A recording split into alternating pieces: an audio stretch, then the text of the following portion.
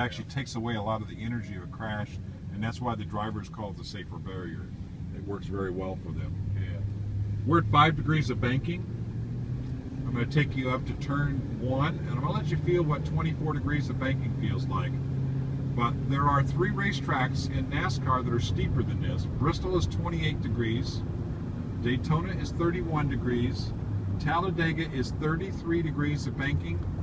And if you tried to do this at the 3 racetracks I just mentioned, the van would actually tip over. That's 24 degrees of banking. And you don't get that watching it on TV. Yeah. And that white line is 3 stories below us down there. So let's put you through a couple of laps here and let you feel what it's like to be on the racetrack. Remember, Jimmy Johnson laid down those speeds of 204 miles an hour. Yeah.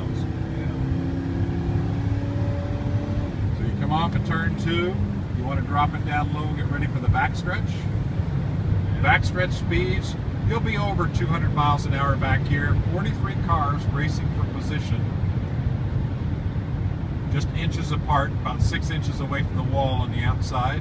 Yeah. Now, do I have any Kyle Busch fans? No. Okay. Well, I'll let you know what he left us. See those black marks at the bottom of the racetrack that go right through the white line all the way to the wall?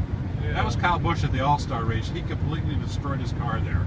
Yeah. He was so mad he walked back to the Oh, pits. you know, I remember that. We saw I remember that. we I saw it. Yeah. You can't walk back to the pits anymore. They changed that rule. Yeah. So you come off at turn 4, you pull it down low, you take this dog leg and you round it out a little bit. Get as close to the grass as you can. The momentum's going to take you right on back up to the top of the racetrack. And then you're going to drop it on down. Now you're going to go into turn 1. I'm going to take you down the bottom of the racetrack. It's a little different feel. At about 198 miles an hour going into this turn. Pick it up to over 200. Come around the backside, and about the time you get to turn 2, you're going to have the crew chief call you on the radio, and he says, I want you to pit this time. So he'll say, pit this time. So what happens is you want to keep yourself at the bottom of the racetrack, but you've got to tell everybody behind you that you're going to pit. There's only one way to do that. Wave at them. Oh, yeah. If you wave at them, they'll start moving away from you, but you don't want to go down too much, because if you're under green flag, you got to keep it up high. Yeah. You're going to go into turn 3 at about 170 miles an hour. You start to slow down just a little bit. By the time you get to turn 4, you'll be doing 160 miles an hour.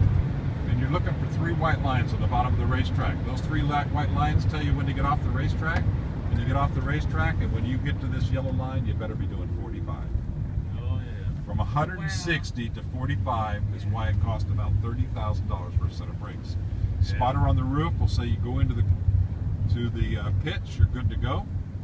So you go in, you're going to make your pit stop. You're going to stop between the yellow lines. 2 cans of fuel on the right, 2 tires on the right, 2 tires on the left. It takes 12 seconds. It took me that long to say that.